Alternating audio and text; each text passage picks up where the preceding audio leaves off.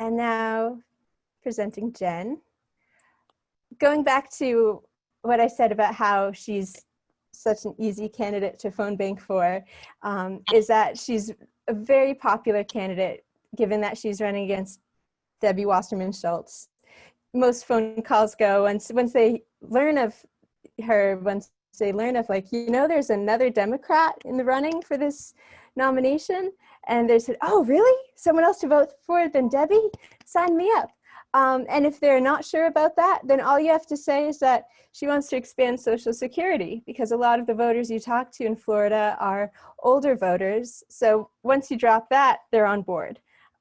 If you're not if you haven't phone banked very much, this is definitely the campaign to start for. A lot of really positive reception from voters.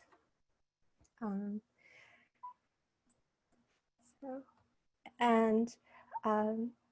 like to actually turn over to Jen now. Because she would, yeah, Jen, do you want to continue about your policies here? Sure. I mean, do you want me to do like a brief intro, or about the campaign, or do you want me just to go right into, you had like affordable housing? Oh, sure. Wow. Yeah, we can go to, yeah. Now I just want to hire you. This is like the best presentation I've ever not had to do. This is unbelievable. Wow. Yeah. So yeah, if you want to go over more generally, and then I can slide back so you can go deeper into that housing policy and others. Because I thought I would talk a little bit about how my campaign came to be affiliated with Humanity Forward, like why me, considering based on the first two speakers, I think it was Jim and Joshua, I'm probably on the progressive end of things for sure, in terms of everybody in this group, but we are a service-based campaign. About a year ago, when I've been doing this now for 18 months, and about a year ago, I decided that I really needed to spend this year showing this district what congressional representation is supposed to look like. So my thought is, if I spend this whole year and a half talking about myself and we lose, then I've wasted a year and a half of my life.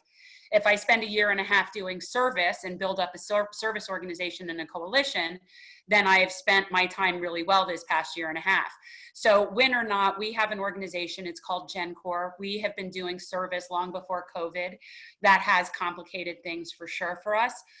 We've had to move around some organizations that we work with, but we have always been a service-based campaign. And the concept is that really everybody is entitled to live with dignity and peace in their lives. That's what this is about. So whether it's, UBI is definitely one thing I know we all agree on, but it's this premise of a social safety net for people to live. And also, by the way, recognizing that we cannot have capitalism without consumers. So and as somebody that's a progressive, and I tend to get called all sorts of things like, socialist and communist and all sorts of other things, but really I'm a capitalist when it comes to non-essentials. And the reality is we cannot have a capitalist economy without consumers. And right now, as we're seeing, we are struggling to have consumers. So we all, for whatever reason, we agree that people should have a social safety net, whether it's economical or whether it's moral. We are all having a common thread here. And that's something that's really cool. And I appreciate being on the left side of that. And I appreciate people on the right side of that. And I go to Republican meetings because the reality is when there's common ground, we need to come together on whatever those issues are and move forward. And the problem is so many people with their purity tests are missing people that could be helpful allies in certain areas. So I have a whole Republican club that I met because we were campaigning against drilling in the Everglades, and they are on our team with that. So just because they don't agree on, say, Medicare for all with me, doesn't mean I'm going to discount working with them to get a banning on fracking in the Everglades. So it's just, I think that is what is so special about this, and why I feel so privileged that Andrew reached out to me and saw the value in what we're doing, even though I tend to be on the progressive side. And I think what it comes down to is that we are people that believe in science and reason and putting humanity first. So it's not complicated. We don't all agree on all the policies, but when reasonable, unbought people come together, it's really quite amazing what you can come up with. And I think that the lack of corporatism and that whole concept of really returning seats to people instead of corporations is something that until we all come together on, all the policy discussions in the world are kind of useless. So that's sort of our first and foremost is service and getting the corporate money out and providing a social safety net. And then if you want to talk, I mean, did you pull slides of certain things? Like I saw you had like our housing slide or something up. I mean, I wasn't sure what issues you really wanted to, like what you want to focus on. Okay, so, all right, well, we could talk a little bit. That's my district. You could see how ridiculously gerrymandered it is. That encompasses Southern Broward and all the way down to encapsulate all the wealthy Jews down the coast. And that was purposefully cut that way by Congresswoman Wasserman Shultz in conjunction with Mario Diaz-Balart, which is beneath us. So he's a safe red and she's a safe blue. So we are a +12 blue district. So we're pretty much all that matters in our race is the primary.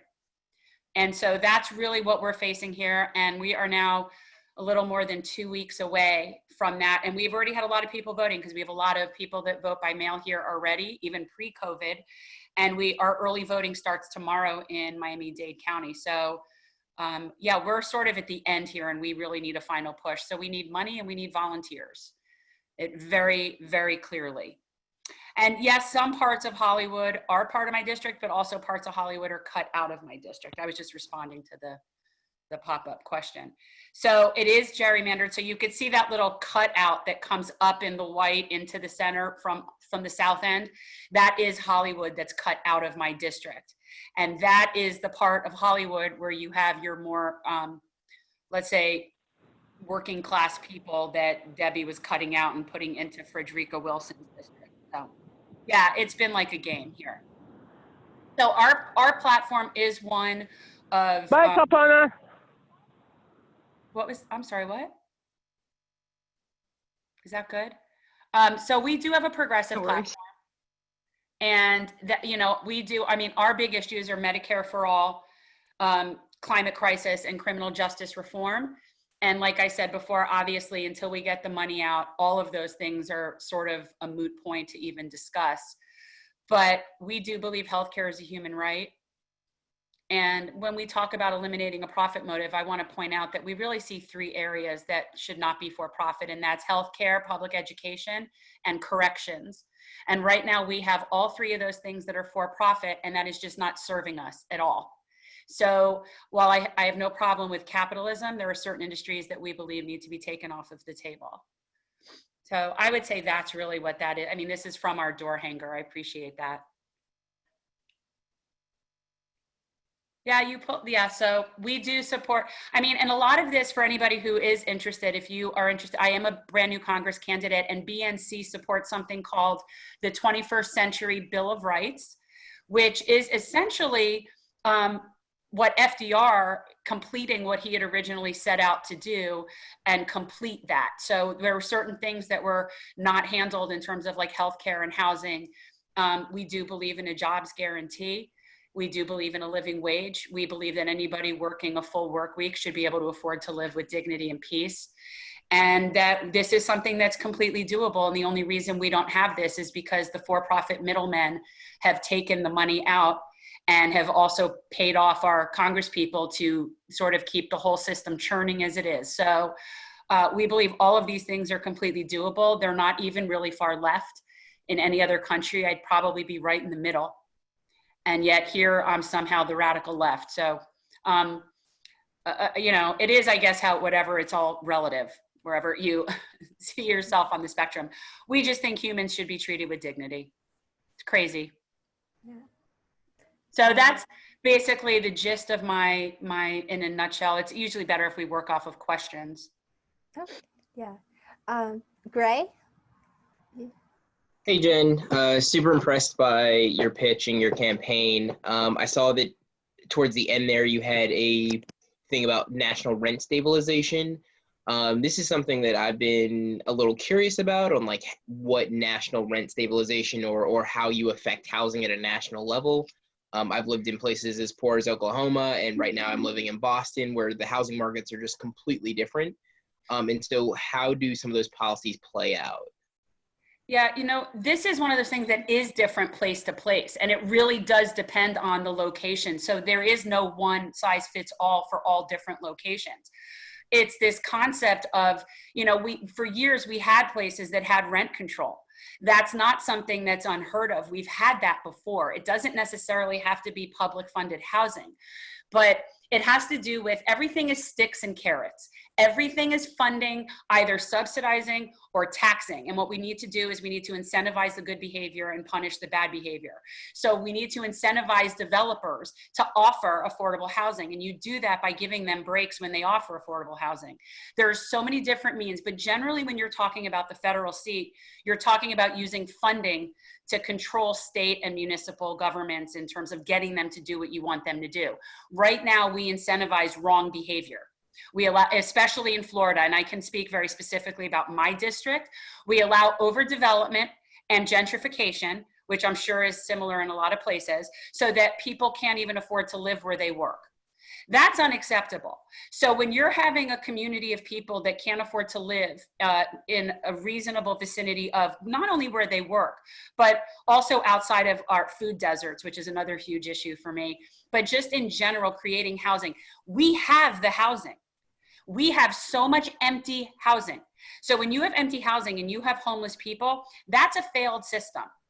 So there are ways to incentivize the behavior of offering available housing for people, and rent stabilization is really just one means of that. And to me, I think of that in terms of whether you do it through rent control, whether you do it through offering subsidies to developers to create affordable housing. There's different ways to create it, but essentially what we're saying is that everybody should be afforded to live and pay rent, meaning that I believe they say 1/3 of your monthly income should be able to afford housing, and you know, whatever that, you know, this is something where I'm not all policy wonky, but whatever that calculation is that we decide is what should be reasonable, that housing has to be available for people in that community. And there's different ways to go about doing it, but it just really depends on the state and the municipality, and also the type of development that occurs in those areas. But it is doable. There is no reason we do not have controlled, available housing for people other than greed. So to me, it's just a matter of rewarding the good behavior and penalizing the bad behavior. So if a developer wants to come in and they don't want to put affordable housing, or they don't want to have things that they are required to do to, you know, not even just work with our environment, but just make themselves sort of adaptable to whatever that neighborhood's needs are. If you're not going to do that, you're not going to get subsidies. You're not going to get benefits. You're going to get taxed more. You're going to have to pay fees for, you know, whatever it would be, whether it's, you know, similar to what you would pay for polluting. You know, these are all things that need to be taken into consideration when people are developing whatever they're developing. You want to develop a giant mall? Well, you're going to need to develop housing for that. You're going to need to contribute to the development of affordable housing for people to work at your mall. So there are so many ways to do it. I think that the term rent stabilization is kind of broad, but it's just a matter of people being able to afford to live. That's really what it's about. All right, thanks for the answer to that and fleshing that out for me. Thank you. So we have two more with hands raised now. I have Andrew and then Joshua. Andrew? All right. Yep. Thank you. Hi, Jen. Great, great pitch you gave. I have some friends that live down in Florida, so I'm very interested in your campaign. What kind of democracy reforms, if you were elected to Congress, would you push for? Well, I think that first and foremost, and I've been very clear about this, I support publicly financed elections. So to me, the goal of getting the money out has to be across the board. So I saw something today, someone posted something today like, should millionaires be able to be in Congress? And I have no problem with that if everybody had the equal funding to get there in the first place. So I don't think there should be any private money at all in our system. So when you eliminate private money in our electoral system, you're getting democracy leveled out in a way that it isn't right now, because right now it's the richest person has more of a voice than the poorest person. So when you get the money out, you're leveling the voice. Now, there's also different issues about election integrity. That's a huge problem. That's also a state-to-state issue that I do think should be regulated nationally. But, you know, this is one of those things where there are so many different approaches. Some people think you just got to overturn Citizens United. That was really just the final nail in the coffin, right? So there are so many problems right now. I also believe in 3-month election cycles like they have in the UK. The amount of money and waste that we spend on this is absurd. We've raised over $300,000 on small dollar donations. We're a grassroots campaign, and it infuriates me to no end that I've had to spend 18 months of my life and waste $300,000 to fight a corporate monolith instead of just basically feeding people with that money. So the whole thing is a circus, and it's ridiculous. So my suggestion to get that out is to stop basically kowtowing to the pomp and circumstance and the nonsense. This whole political theater is lunacy to me. It's lunacy. I look at these people now, how anybody believes that the Democrats are actually putting up a resistance is beyond me. I call it Mick resistance. It's not real. It's, you know, we're gonna take down some monuments, and we're gonna give some nice platitude sandwiches, and then we're gonna keep on, you know, financing the military industrial complex and the prison complex, and, you know, so they're not really trying to help regular people. They're just putting on this sort of facade of that they're helping regular people. So how you help with democracy is, first of all, get the money out, and second of all, what I do all the time is I use this space to be the loudest voice in the room at any given moment to sort of pull the curtain down. I have a journalism background, so I'm very much this like whistleblower mentality. And from the beginning of doing this, I just feel like everybody really needs to see behind the curtain as to the circus that's going on in Congress, because you're not going to get it from the media. They're bought and paid for by the same people that own your congressional representatives. So the only way for anybody to even really know what's going on is to rely on a handful of whistleblowers and some, you know, alternative media. And I think that when people are more educated and know what's going on, then they're going to want to have their voice heard more when they realize how they're being screwed. So I really think that a lot of this is just bringing out more voices and getting the money out. That to me is the key things that we need to do when you talk about helping democracy, because right now it's completely commandeered by 2 private clubs. And until we can get enough people breaking through that, we're kind of screwed. It's a chicken and an egg thing. You need to get enough people in to deal with the election issue, but then how do you get those people in with the election problem? So we're just trickling in there, and it's like chipping away at a wall, and eventually it's all coming down. It's all coming down. It's just a matter of time. The people in charge, their time is ticking, and they're dying off. And there's more of us than there are of them. So it's really just this transition and bringing in young people to do this. And my district, it's so glaring. The generational divide is so glaring that it's just, you know, we just need a few more years and more of a thinning of the herd. And then we'll have a lot more, you know, new people coming up. I see Eileen dug that, but yeah, that's the thing about COVID. I can tell you this with certainty, it affects a lot more of Debbie's voters than it affects my voters. So I know that's a horrible thing, but again, I am a person of science. I can't be not. So that's just how, yeah, I'm not a politician, and it just is the way it is. So I am a person of science. I heavily believe in Darwinism, and, you know, yeah. So, you know, to each his own. So we have one last question coming from Sure. Joshua Frick. Hi, Jen. Hi. So I want to say you're very popular. Most of the volunteers that I know have just sung your praises. They're very interested in your campaign. I'm actually going to be hosting co-hosting a phone bank party for you later this week. And I know it's going to be easy to get people to want to come phone bank for you because of how popular you are. So I just want to give you your shout out up front. Thank you. That's so nice. And I want to tell you guys, this is the coolest thing ever, because really the Yang Gang has been infinitely better and more supportive of me than any really of the national progressive groups. The national progressive groups are not going out on a limb for us. They're not crossing Nancy Pelosi. They're very, they're scared. So we've gotten a lot of like our chapter endorsements, our local stuff, but at a national level, you know, I've got endorsed by Andrew and Marianne Williamson, and yet Bernie just endorsed somebody running for state attorney in my county.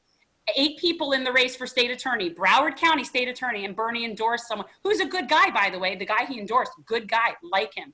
But it's like, He endorsed the state attorney candidate on my ballot, and nobody even acknowledges that our race exists. So that kind of leads into the question I want to ask you.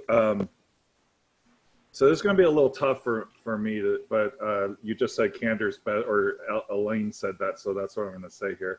You know, a lot of us at Phonebank quite a bit, like for Heidi and for Jonathan, and you know, it's a lot of time and a lot of effort, and we see that, like, you know, the results were disappointing, but I mean, we still have the fight and the heart to keep going. The one thing that I've noticed, number one, is, you know, I look at a candidate and I spend the time and I phone bank for them, and then when their election's over, it's like, well, where are they? They jump onto a podcast, or they're off on some other mission, and it's like, I'd like to see them supporting the next candidate down the road, right? So I wanted to know what your plans are for that. And then number two, you know, I'm looking at your campaign myself. I know that Tim Canova, it seemed like he did really well in 2016. You have to realize I'm one of these people that Andrew Yang just pulled it off the couch, like activated me out of like not being politically active at all. So I'm not real familiar with all the dynamics of 2016, but it seems like Debbie Wasserman Shultz either plans to win or she's plans to cheat to win. And I wanted to know what your thoughts were on primary day. Do you have plans to have people at the polls to kind of watch and do some polling, or are you anticipating some problems? Because it seems like that could be a possibility. Okay, that was a lot of questions, but I'll work my way back, but just help me if I forget where you started. So okay. I am definitely concerned about election integrity. I have every reason to be concerned about election integrity. I will say this, since 2016, we do have some variables that are working in our favor. So first and foremost, the supervisor of elections in 2016 was someone who was a friend of Debbie Wasserman Shultz's. They were actually friends. That to me is just the appearance of impropriety, whether or not I don't know. But right now we have a completely impartial Republican appointed supervisor of elections who has no love in our race, couldn't care less. So that's first, which makes me happy. We also have something called a citizens election audit that has been started by our Progressive Caucus in conjunction with the Southwest Broward Republican organization that I brought on board. And they're doing that bipartisan, and they have volunteers, and they're going to hit as many precincts as they can. Now, we did it in March for the presidential primary, and I believe they were able to have people at like 67, cover 67 precincts. And what that does is it's not perfect, because you're not hitting every person at every precinct and every race, but it's this really good app that does like a snapshot of what's going on at the polling locations to see if, similar to what Bernie's group was using in Iowa. It's a special app. They did a test of it in 16, I believe, in the Bernie and Hillary in one of the states. And so they approached us. So we're using that. And so that's been something that we're obviously pushing to get a lot of volunteers, boots on the ground for that. And then we're having our own volunteers. We actually have people, we'll be out starting tomorrow throughout early voting. We have 2 weeks essentially of early voting and then election day. And we have been encouraging everybody to request vote by mail, just in case. I have this concern that the way they'll screw with things is to shut down polling places and blame it on COVID. And so, and they'll shut down the polling places in our most vulnerable communities and in places where people can't afford to take a whole day off of work to go wait in line and vote. So that's, and which are traditionally my people. So I just have to anticipate that. But really, we're doing as much as we can in terms of getting the word out. And we also have a handful of journalists that are planning on being here and really shining the light on this district and being very loud. So, which is, you know, all attention is good. That's just, I think it's going to really force their hand. And ultimately, you know, when it comes to 2016, there were a lot of other variables, such as I am not Tim. I volunteered for Tim in 16. I think policy-wise, Tim is exceptionally bright. He knows his stuff. He's a law professor. I think when talking to groups, he's great at doing it. I think one-on-one, he doesn't connect in the same way with people. I also think that he lived here for 5 years before he ran here. I grew up here. I'm a second-generation native Jew to this district. And those tribal roots run exceptionally deep. And that is one of the things in this, it's unfortunate, but it's true. So there is something about being a hometown person. I'm really a South Florida townie. And there are people especially in our Jewish community, that it matters to them. And it's just the way it is here. And that is one of the ways that she has been able to hold on to that seat as long as she has. And there are certain benefits that I have to being a local over Tim. And remember, even with cheating, Tim came within, I believe, 12 points of Debbie, and that is being an outsider to this area. So there's definitely shenanigans. We're anticipating and being as prepared as we can, but nothing would surprise me. And now you'll have to remind me where you started that question. Oh, yeah. Well, first I want to say those are excellent answers. And what I was really saying there is there's people who have, low key been like, oh, well, Jen's a great candidate, but she can't win. But I believe that it'd be time well spent. I'd like to see Debbie Wasserman Shultz have to sweat a little bit on the primary date. Yeah, she is. I'll tell you this. We just got one union to break with the AFL-CIO, which has not happened. Tim didn't get anybody to break with the AFL-CIO in 2016. And we got the iron workers to endorse us, which is huge, huge.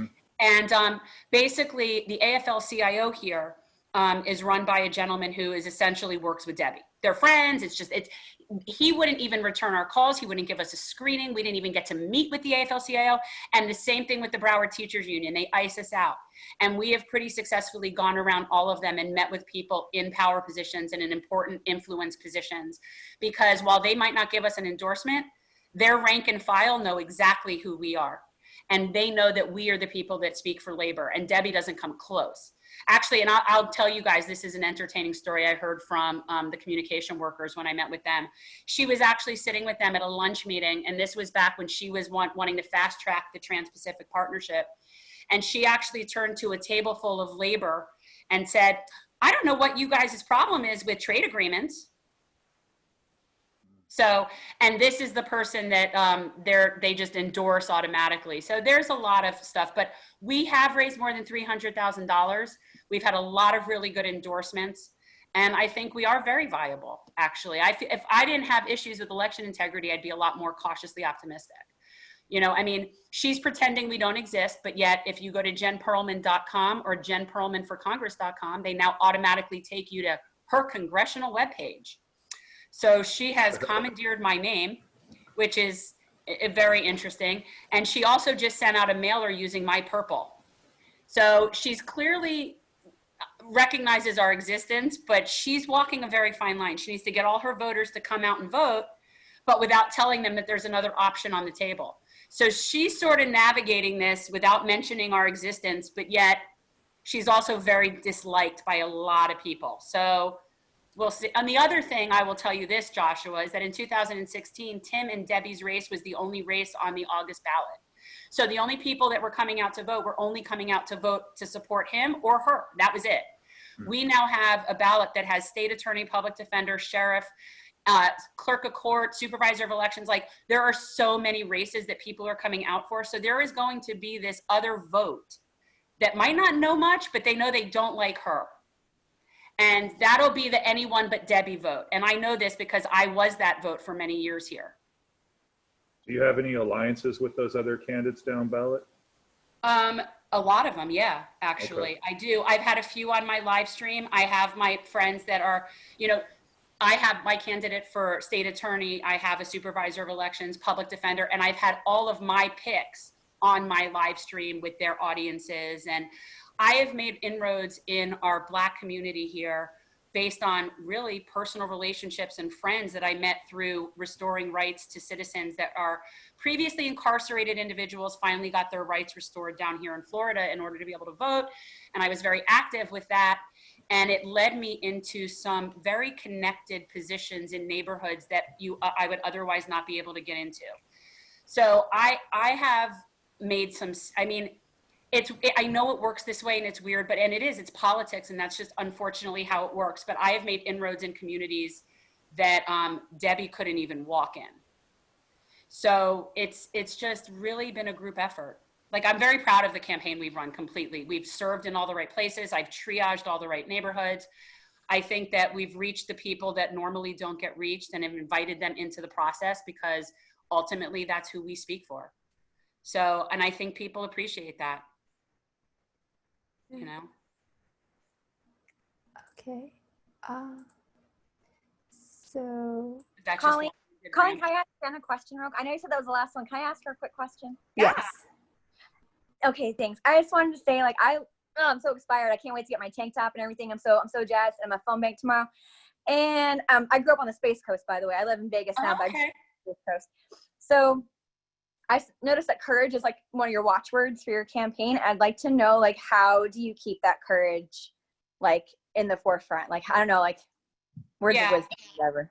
Okay, I have to preface this with saying a certain amount of the ability to have courage is privilege. And that is something that I am in a position that I do have, is I have privilege. I am able to do this because I don't need this job and I don't need the money. And that gives me power that is really pretty extraordinary. I don't answer to any corporations. I never will. I don't even answer to the Democratic Party because they're not helping me at all. So, you know, it's really, that's where I draw power from, the ability to lend my privilege. And that's really what I look at. I did this, this is a cool story. I did this Indigenous peoples training, the Dakota Sioux tribe, which was the Standing Rock Sioux tribe that fought against Standing Rock for however long. They came down and did this resistance training at a university near here. And nobody knows better about nonviolent resistance than natives. So one of the things they said about being a good relative, we call it ally, but is lending your privilege. And so I feel like on a daily basis, that's sort of my mission, is to lend my privilege. And it's really been a privilege to lend my privilege. And as far as, you know, what we're doing, really, I wish I could say, oh, I'm so brave and it's this. Really, I gotta be honest, I got 0 F's to give. I've been doing this for 30 years. I've been working in politics and campaigning since before I was old enough to vote. And I have nothing to lose with it. I really don't. I'm sick of their nonsense. I feel like somebody needs to be the grown up in the room. I think it's absolutely ridiculous that people don't call them out on their bullshit every single day. And then you see the people that call them out on their bullshit, but then vote to give Trump increased spending for the Department of Homeland Security. So we'll say he's a madman, but then we'll give him more money. And nobody calls them out. The reporters don't call them out. There are no more journalists anymore. And so if anything, I really view this as more of a platform to be that person and be that voice. And we know that there are not enough of us yet where policy is actually something we could say that's really up close. Look, the DNC just turned down Medicare for all. They won't even decriminalize marijuana, which I can't even begin to tell you how many percentage. It's like 90% of Democrats want to legalize marijuana. It's ridiculous. So we're not moving anywhere fast on policy.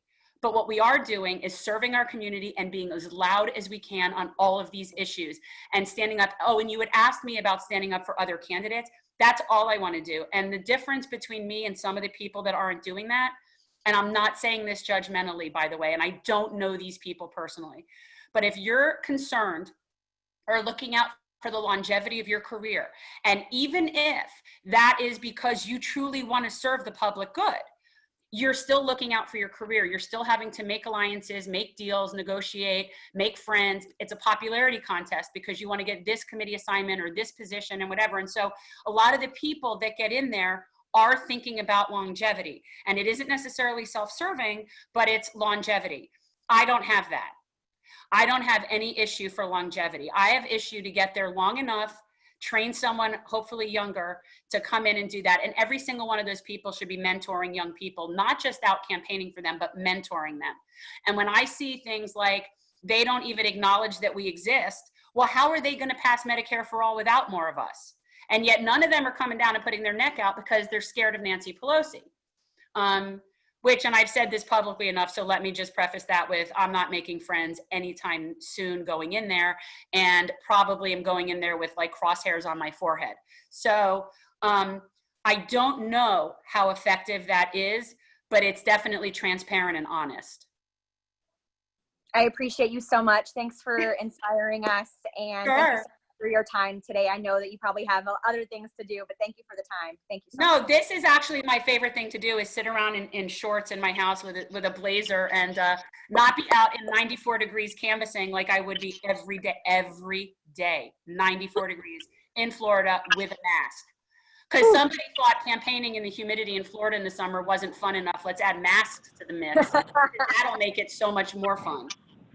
So, I actually appreciate this infinitely more. So more of these meetings means less of me canvassing. So bring them on. I was hoping to get a question in on China, on what your views are with the growing economic influence around the world and the Belt and Road Initiative. Okay, this is when the Yang policy wonks start rearing their heads, and I have to sit here and pretend I know everything about everything in economics and policy, and I don't. Here's what I think about world relations. I think that we need to just treat people decently. I think we need to have agreements that treat our labor fairly and treat foreigners fairly. This isn't complicated. I care about human rights. I don't necessarily care about whether or not we agree with all of the policies of any particular government. And that's sort of like what I was saying before about that purity test.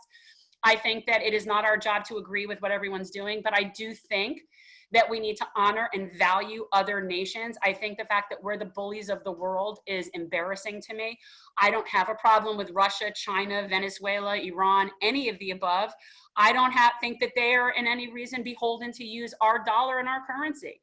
I don't think we're the superior beings of the universe. So I am just someone who just looks at all those people and sort of just thinks those are just regular people. All I think about in China is that those are just moms that are trying to get their kids from point A to point B in one piece. Same as Venezuela, same as Iran. So how I think about treating other countries in terms of economic policy, that is one of those that really will come down to me having expert people that really understand all the little details to really help guide me on what would be the best interest of what our general mission is, which is humanity forward, humanity first. So I can't give you specifics. I am so not detailed, educated enough on that. But I can tell you that generally my views on foreign policy are extremely populist. I generally tend to be in line with what most people think when I see any sort of polling. So I don't have any reason to think it would be different. And certainly I'm open to all sorts of suggestions. But really, I just need to be surrounded by people that are on the same mission, that know what they're talking about. And that's really what it is with all of these things. You know, nobody's an expert in anything. I could do infinitely better on criminal justice with you than I can on economics. I'm sorry, or trade. All right. Thank you, Jen. We're going to turn over to a hang now. And I'd just like to share again about phone banking. Here we go. Phone banking shifts are happening 1 to 3 and 4 to 6. We've moved the phone banking shifts earlier because the 6 to 8 people weren't as patient. And so we were having better calls in the earlier afternoon. And these shifts are Monday, Wednesday, Thursday, Friday, Saturday. And again, even though the election isn't for another 2 weeks, campaigns in the time of COVID are different, and because people are mailing in ballots, now is really, it's already like GOTV time. You know, Yeah. Usually it's the last 4 days, but it's GOTV time right now. The most discouraging thing is to call people who've already mailed in their ballots before really knowing much about Jen. So yeah, we'll hit those dials. Oh, can I just tell people about social media quickly? Because someone who was talking, I think it might have been Joshua, about the importance of the Twitter. And I'm old, so I don't personally do the Twitter. I get yelled at for even calling it the Twitter. But we are at Jen FL-23, and it is absolutely true that the more you guys like and share and follow, it absolutely helps. Exactly, I do the Twitter. I don't actually do the Twitter or the Instagram, and definitely not the TikTok, but those things are really important. So whatever platform, whatever millennial Gen Z age you are, like, you know, I'm old, so I'm Facebook, but wherever you fall in there, we need support on those. All right, yeah, so let's all follow Jen. Good. Yenny, are you going to send us into, it's now time for the hang, so we'll just stay here. If it's crowded, we can go to breakout rooms. So I'm going It to was turn nice off meeting the all of you. recording now. Thanks for Okay. everyone who's watching the recording. Yeah, Jen, are you staying with us? You taking